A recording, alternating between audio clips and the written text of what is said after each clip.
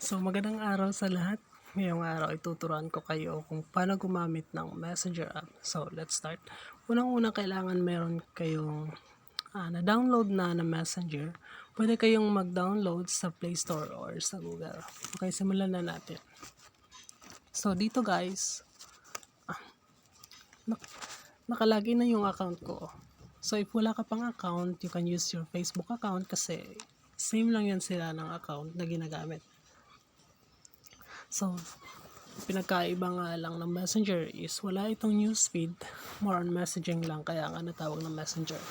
So dito guys, unang-una nyo makikita ang mga friends na nakakausap mo sa Facebook. Kasi nga, iisa lang sila.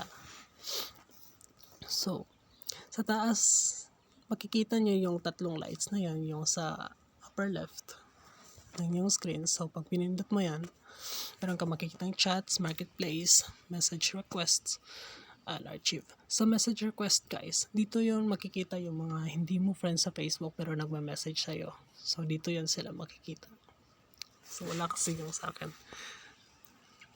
And sa spam naman guys, so, pag marami silang na message sa'yo, so dito yan.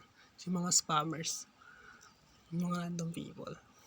Then, sa archive naman guys, so sa archive is, dito mo makikita yung mga naka-hide na mga message. So if ayaw mong i-delete yung convo, pero gusto mong hindi siya makikita sa front messages ng messenger mo, so dito yan sila malalagay. So paano ba gawin yan? So if gusto mong i-archive or gusto mong itago yung conversation ninyo, so ilolong press mo lang yan. So meron kang makikita ang iba't ibang option dyan. So pipinutin mo lang yung archive. So pag pinindot mo yung archive, so pupunta yan siya doon. Doon yan siya pupunta. Yan, dyan na siya pupunta. Pero paano pa naman pag gusto mong ibalik doon sa my front messages yung convo ninyo? So ilolong press mo lang ulit at pipinutin mo yung unarchive. Mawawala niya siya dyan and babalik yan siya dito. Okay.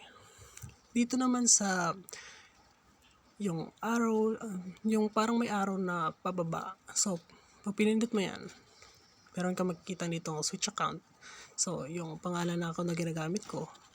And pag gusto mo namang mag-add ng another account, kung meron man, so pipinutin mo lang yung add account. Kung wala, kung gusto mong gumawa ng bagong account, so pwede mong pinutin yung create new account. So balik tayo.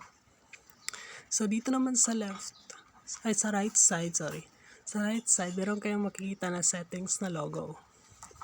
So pag pinindot mo yan, meron kang makikita maraming options.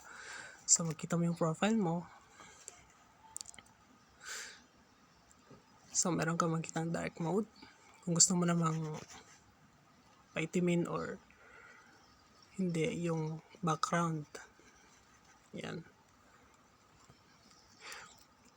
Meron kang makikita active status. Pag gusto mo namang hindi makita yung active status mo. So yung active status na guys, yung minimin niya is ito yung yan, yung green na dot. Yung green na dot is dyan yan yung active status. Like tayo doon. So pag pinindot mo yan, so meron kang makita show when you're active or show when you're active together. So pinindot mo yung show when you're active. So pag in-off mo yan, so meron kang makikita dito kung gano'ng katagal gusto mong magtago or itago yung active status mo. So pinili ko yung until I change. Yan. Babalik tayo. So mawawala na siya doon. Yan. Mawawala na siya yan. So, balik natin. Yan. Back tayo. So, meron ditong username, supervision, orders, payments, avatars, Yan, at marami pang iba. Yan. Okay, back tayo. So, dito guys, is sa upper right ng yung screen, meron kayo makikita mo parang lapis. So, pag pinindot mo yan, meron kayo makikitang yung kung gusto mong hanapin yung friend mo na hindi mo makita doon sa front messages mo. So, isa-search mo lang yung pangalan niya. Like for example, isa-search ko yung name ng friend ko. Yan. Ito. Pag pinindot mo yan, so makikita mo na yan dyan yung convo ninyo. So, back tayo.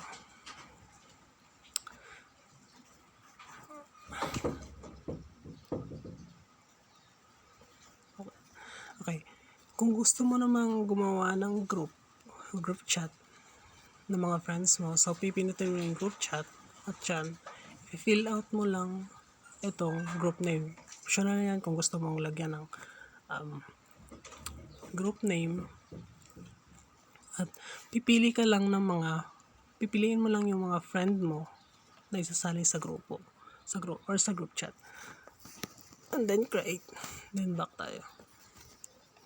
So, dito naman guys, dito sa calls, dito magpapakita yung kung sino yung mga natawagan mo or sino gusto mong tawagan. Yan. So, dito naman sa people, yan, dyan mo makikita yung mga online na mga friends mo. Yan. Malalaman mo dyan kung online ba sila or hindi. So, sa stories naman guys, just like Facebook, wala kasi akong load. Dito mo makita yung same ng Facebook. Yung mga stories nila, yung mga my days. So, dito yan makikita. So, back tayo. So, yan. That's all for today guys.